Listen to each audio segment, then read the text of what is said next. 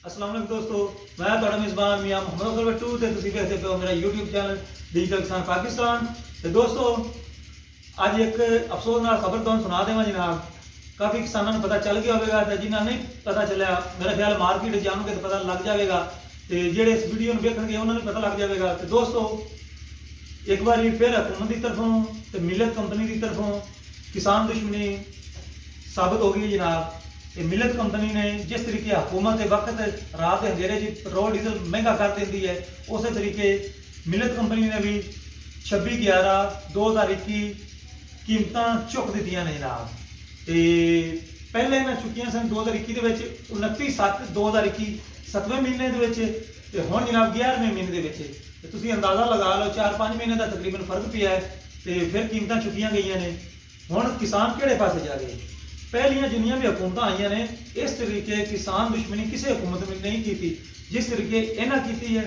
कभी खाद की शार्टेज है वो ब्लैक की लगती पई है, DAP की 10,000 यूरिया 24-2500 नाल ही जनाब डीजल हर 15 दिन बाद महंगा होता पे है। किसान किहड़े पासे जावण? किसानों की जिहड़ी फसल है साडी खास करके मुंजी 3 साल 4 साल का रेट एक ही किसान को मिलता रहा 1800 2000 जी सुपर हैगी है सुपर बासमती 1509 वगैरह। तो हुण वही जो किसान को फसल चली जाती है तो वह 2500-2600 हो जाती है। किसान किहड़े पासे जाए? तो हुण जनाब जिन्नियां भी हुकूमत आई ने हर हुकूमत के ज़्यादा से ज़्यादा 50,000 मास ज़्यादा से ज़्यादा 50,000 या लाख रुपए तक 5 साल की ट्रैक्टर की कीमत वधियां सन। तो माशाअल्लाह ये हुकूमत जी है हुकूमत वक्त ये ट्रैक्टर जो है 2017 के 12.5 तकरीबन 13 लाख तक है। हुण तुसीं अंदाज़ा लगाओ भी 3 तो 3.5 सालों के इन्होंने कीमत चुक दी है 19,11,000 की हो गई है। तो 7वें महीने भी तकरीबन इन्हें 1-2 लाख रुपया बताई सी, उस तो पहले भी 6-6 महीने पहले बताई है। अगर 13 लाख तो 19 तक हो जाता है तो तुसीं आपे अंदाज़ा ला लो भी कितने लाख बन गए। तो मेरा ख्याल है भी सारे किसान भाई का जुल्म है। इस जुल्म के विच किसान भी बराबर के शरीक ने। हुण तुसीं पुछोगे सवाल तुहाडे ज़हन जाएगा भी वह किस तरीके? दोस्तों जदों तुसीं किसान भरा हर किसान को जरूरत होंदी है ट्रैक्टर की तो किसान भरा सबर नहीं करते तो जाके ब्लैक में ट्रैक्टर खरीदते हैं। जो ब्लैक में ट्रैक्टर खरीदते हैं बुक नहीं करवाते कहते हैं अज ही सलब मार के घर ले जाना है तो कंपनी सोचने तो मजबूर हो जाती है बल्कि गौर फिक्र करती है भी यार ये जोड़े है किसान इन्होंने को पैसा वाह है क्योंकि साढ़े ट्रैक्टर जोड़े ने बुकिंग भी फुल हुई पई है तो कैश भी फुल होया पे है। ट्रैक्टर जोड़े ने बनते 100 ने डिमांड 200 की आ गई है। तो ये जनाब साढ़े डीलर को मतलब भी असी उन्होंने 16,90,500 का देंगे रहे ये खरीदते रहे 19 लाख रुपए का क्यों ना आप भी कीमत चुक दईए। तो भराओ कीमत फिर जनाब चुक दी ने। तो मेरे सारे किसान भरावां अगे रिक्वेस्ट है तुहाडे सारे दोस्तों अगे भी कभी भी ब्लैक भी ट्रैक्टर ना खरीदो जो तुम ब्लैक भी ट्रैक्टर खरीदने शुरू कर देंगे हो तो कंपनी गौर करती है भी किसानों को पैसे है ने असी कीमत चुक दईए। तो उन्हें फिर कीमत चुक दी ने किनिया चुकिया ने किहड़ा ट्रैक्टर कितना महंगा होया है वह मैं तुहानूं दस देवां दोस्तों। सब तो पहले जनाब अपने को ट्रैक्टर आ गए ने जनाब मैसी 240 छोटा जिहा ट्रैक्टर है दोस्तों। यदि जी पुरानी कीमत है वो हैगी से 10,85,700 तकरीबन। तो हुण जनाब मौजूदा इहदी हो गई है 12,23,250 एडा ट्रैक्टर है 12,23,250। तो 2017 375 का यह रेट हैगा सी यार कितना जुल्म हो गया किसानों के नाल। तो हुकूमती बंदा कोई भी बोलने वास्ते तैयार नहीं, मीडिया का कोई चैनल भी साड़ी गल करने वास्ते तैयार नहीं। तो फर्क कितना होया 1,37,550 रुपये इस कीमत छोटे जिहा ट्रैक्टर की वधी है। अगे जी ट्रैक्टर आ गया अपना मैसी 350 पुराना रेट है जनाब 11,86,500 नवा रेट है 14,07,000 है। तो ये कीमत वधी है 2,20,500 अल्लाह माफ़ करे बहुत ज्यादा। अगे जनाब ट्रैक्टर आ गया है अपना 60 हार्स पावर MF 260 इसकी नवी कीमत है जनाब पहले पुरानी दसीए 12,44,250 रुपए ਤੇ ਮੌਜੂਦਾ ਕੀਮਤ ਜਿਹੜੀ ਹੈ ਇਹ ਹੈਗੀ ਹੈ 14,17,500 ਤੇ ਇਹਦੇ ਵਿੱਚ ਫਰਕ ਆਇਆ ਹੈ 1,73,250 ਰੁਪਏ ਕੀਮਤ ਵਧੀ ਹੈ 1,73,250। ਅਗਲਾ ਟਰੈਕਟਰ ਆਪਣੇ ਕੋਲ ਆ ਗਿਆ ਜਨਾਬ 360 60 ਹਾਰਸ ਪਾਵਰ। ਪਹਿਲੀ ਕੀਮਤ ਇਸ ਦੀ ਹੈਗੀ ਸੀ 12,86,250, ਮੌਜੂਦਾ ਆ ਗਈ ਜੀ 14,96,250 ਤੇ ਇਜ਼ਾਫੀ ਵਧੇ ਨੇ ਕਿੰਨੇ 2,10,000 ਕੀਮਤ ਵੱਧ ਗਈ ਹੈ। ਉਸ ਤੋਂ ਬਾਅਦ ਅਗਲਾ ਟਰੈਕਟਰ ਆ ਗਿਆ ਆਪਣੇ ਕੋਲ ਮੈਕਸੀ 360 4x4 ਛੋਟਾ 3 ਸਿਲੰਡਰ ਛੋਟਾ ਜਿਹਾ ਟਰੈਕਟਰ ਤੇ ਉਸ ਦੀ ਮੌਜੂਦਾ ਕੀਮਤ ਹੈਗੀ ਸੀ ਪਹਿਲੀ ਸਾਬਕਾ ਦਾ 18,08,100 ਤੇ ਹੁਣ ਉਹਦੀ ਕੀਮਤ ਹੋ ਗਈ 20,79,000 ਰੁਪਏ।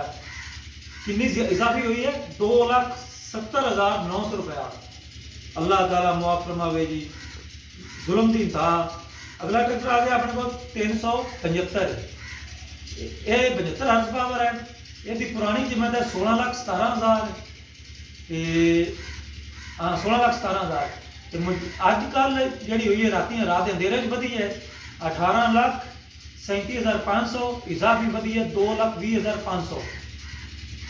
अगे जी 4x4 आ गया 75, हालांकि इन्होंने सेल भी इन्नी को नहीं लेकिन फिर भी कीमत उन्होंने भी चुक दी है 20,87,400 साबका ते मौजूदा 23,83,500 ते इजाफा कितना किया गया 2,96,100। अल्लाह ताला मुआफ फरमावे इस मुल्क दुश्मना तो। अगे आ गए जी 85, अपने वाला ट्रैक्टर 16,90,500। तो दोस्तों मैं भी यह ट्रैक्टर आज तो 2 महीने पहले 16,90,500 बुकिंग के जरिए लिया सी ते तुहाडे सामने है दोस्तों कि हुण इहदा जनाब रेट है 19,11,000 19,11,000 2,20,500 रुपया इजाफी कीमत हुई है। मेरा ख्याल है भी बहुत ही नाइंसाफी वाली गल है। अगे आ जाता है 4x4 385, साबका कीमत 22,26,000 रुपए ते मौजूदा 24,78,000 2,52,000 कीमत ये बढ़ गई। दोस्तों मेरे किसान भराओ आइंदा 1.5 बाद फिर इलेक्शन आने ने ते गौर नाल हुकूमत ने मुंतखब कराया है खा कोई तुसी कर लो ते जेड़ी भी हुकूमत किसान दुश्मन होवे खुदा दा ना जे बिल्कुल इस तू तौबा तैब होना है। इन्हां नूं बिल्कुल वोट नहीं देने क्योंकि ये इन्हां दी जिन्नियां भी पॉलिसियां हैगियां ने मौजूदा हुकूमत दियां किसान दुश्मन हैगियां ने ते मेरा ख्याल है भी उन्होंने कोई परवाह नहीं। ये परवाह है साडे रंगे छोटे जमींदारां नूं ਜਿਹੜੇ ਹੁਣ ਮੇਰਾ ਖਿਆਲ ਹੈ ਵੀ ਟਰੈਕਟਰ ਲਵਣ ਤੋਂ ਵੀ ਔਖੇ ਹੋ ਜਾਣਗੇ ਤੇ ਜਿੰਨੇ ਵੀ ਬੜੇ ਕਿਸਾਨ ਹੈਗੇ ਨੇ ਜਿਹੜੇ ਜਾ ਕੇ ਬੁੱਕ ਕਰਵਾਉਣ ਦੀ ਬਜਾਏ ਜਾ ਕੇ ਔਨ ਭਰ ਕੇ ਖਰੀਦੇ ਸਨ। ਖੁਦਾ ਦਾ ਨਾਮ ਜੇ ਤੁਸੀਂ ਵੀ ਥੋੜਾ ਜਿਹਾ ਸਬਰ ਕਰੋ ਤੇ ਬੁੱਕ ਕਰਵਾ ਕੇ ਟਰੈਕਟਰ ਲਿਆ ਕਰੋ। ਆ ਜਿਹੜਾ ਬਲੈਕ ਦੀ ਟਰੈਕਟਰ ਲੈਂਦੇ ਜੇ ਜਦੋਂ ਡੀਲਰਾਂ ਨੂੰ ਤੁਸੀਂ ਕਹਿੰਦੇ ਨੇ ਵੀ 10-10 ਟਰੈਕਟਰ ਦਿਓ 5-5 ਦਿਓ, ਜਿੰਨੇ ਵੀ ਇਨਵੈਸਟਰ ਮਾਫੀ ਹੈਗੇ ਨੇ ਉਹਨਾਂ ਇਕੱਠੇ ਹੋ ਜਾਂਦੇ ਨੇ ਟਰੈਕਟਰ ਜਮ੍ਹਾਂ ਕਰ ਲੈਂਦੇ ਨੇ ਕੰਪਨੀ ਕੋਲ ਲੈ ਲੈਂਦੇ ਨੇ। ਸਾਡੇ ਜ਼ਮੀਂਦਾਰ ਭਰਾ 10 दिन पुराना ट्रैक्टर चलाने की बजाय जाके जीरो ही लेंगे ने तो ब्लैक में लेंगे ने तो डीलर कहते हैं भी आर्डर ज़्यादा हो गए ने आर्डर फिर कंपनी को जाते हैं। कंपनी जी है 100 ट्रैक्टर बना दी तो आर्डर उन्होंने जो 200 का हो जाता है तो कहते हैं भी किसान तकड़ा हो गया है, इन्हों को काफ़ी रकम आ गई है लिहाजा असी जनाब रेट बताइए।